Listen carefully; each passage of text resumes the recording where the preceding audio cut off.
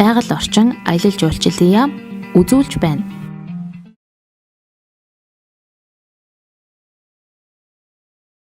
Монгол орны ойн санд хэрэгжүүлдэг үндсэн 3 чиглэлийн үйл ажиллагаа байна. Ойг ашиглах, хамгаалах, ойг нөхөн сэргээх гэсэн үндсэн 3 чиглэлээр үйл ажиллагаа хэрэгжүүлж байна. За үүний нэг нь ойг нөхөн сэргээх, ойжуулах арга хэмжээ юм байна.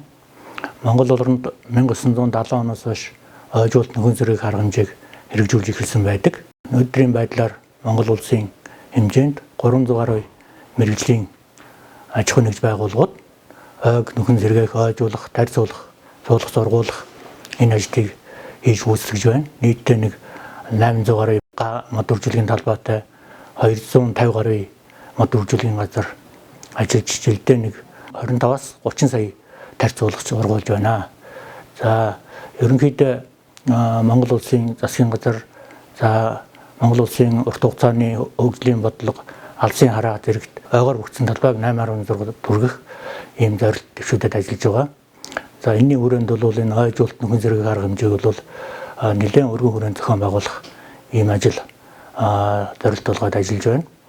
За манай ард түмэн ард иргэд ойлгохдоо бол ер нь бол ойгоор өгсөн талбайг 8.6 түргэх зорилтыг ойлгохдоо ер нь мод тарьж ургуулад 8.6 түргэнэ гэсэн ийм ойлголт авсан байдаг.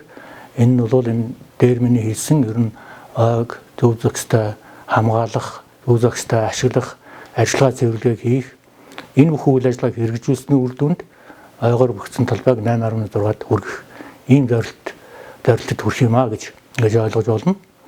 За Монгол улсын хэмжээнд бол жилдээ нэг 6-аас 8,000 талбайг ойжуулалт нөхөн сэргээлтийн ажил хийж байна. За энэ ажлыг бид ер нь бол цаашдаа энэ Монгол улсын засгийн газрын 2024 оны төлөвлөгөөнд суусныг дагуу ер нь бол жилдээ нэг 8-аас 10,000 дунджаар 8,000 30 нөхөн сэргээлтийн ажил хийх юм байна.